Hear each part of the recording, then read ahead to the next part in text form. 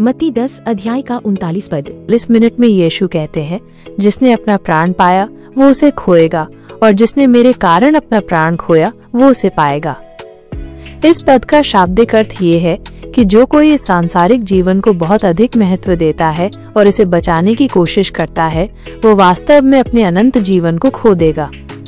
इसके विपरीत जो कोई यीशु के लिए और उसकी खातिर अपना जीवन, यहाँ प्राण का अर्थ जीवन है, दे देता है, वो अनंत जीवन पाएगा। मत्ती 10 आत्मिक समझ। यह पद एक विरोधाभास प्रस्तुत करता है जो मसीही जीवन के मूल सिद्धांत को दर्शाता है। इसे आत्मिक रूप से समझने के लिए हम इसे निम्नलिखित 2 भागों में बांट सकते हैं। 1. जिसने अपना प्राण पाया वो उसे खोएगा। ये भाग उन लोगों के बारे में है जो सांसारिक सुख सुविधाओं, धन, मान सम्मान और अपनी पहचान को ही सब कुछ मानते हैं। वे अपने जीवन को बचाने और सुरक्षित रखने की कोशिश करते हैं।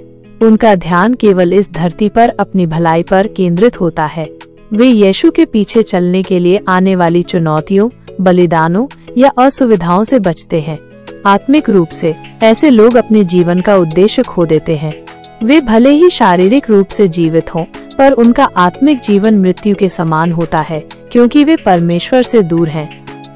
यह जीवन के उस हिस्से को त्यागने की बात करता है जो स्वार्थी, घमंडी और पाप से भरा है। 2. जिसने मेरे कारण अपना प्राण खोया वो उसे पाएगा। ये भाग उन विश्वासियों के लिए है जो यीशु मसीह के लिए सब कुछ त्यागने को तैयार हैं। प्राण खोने का मतलब सचमुच में मरना ही नहीं, बल्कि अपने स्वार्थी स्वभाव, अपनी इच्छाओं, अपने अहंकार और संसार की लालसाओं को मरने देना है। ये यीशु के पीछे चलने के लिए आत्म बलिदान और विनम्रता का जीवन जीने की बात करता है। जब कोई व्यक्ति यीशु के लिए अपना पुराना जीवन खो देता है तो उसे एक नया और सच्चा आत्मिक जीवन मिलता है। यीशु के साथ जुड़ा होता है और ये अनंत काल तक बना रहता है। ये हमें ये सिखाता है कि मसीह के लिए त्याग ही सच्चे और सार्थक जीवन का मार्ग है। इस प्रकार जो संसार में खोता है वह स्वर्ग में पाता है। निष्कर्ष। मत्ती 10:39 का आत्मिक सार ये है कि सच्चा जीवन पाने के लिए हमें अपने स्वार्थी, संसार केंद्रित जीवन को यीशु के लिए त्यागना होगा। ये एक आत्मिक आदान प्रदान है।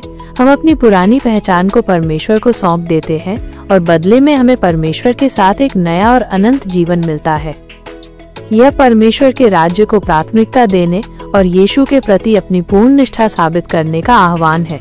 ये पद हमें सिखाता है कि इस धरती पर सबसे महत्वपूर्ण चीज हमारा शारीरिक अस्तित्व नहीं, बल्कि हमारा आत्मिक अस्तित्व है जो यीशु मसीह के साथ हमारे रिश्ते में पाया जाता है।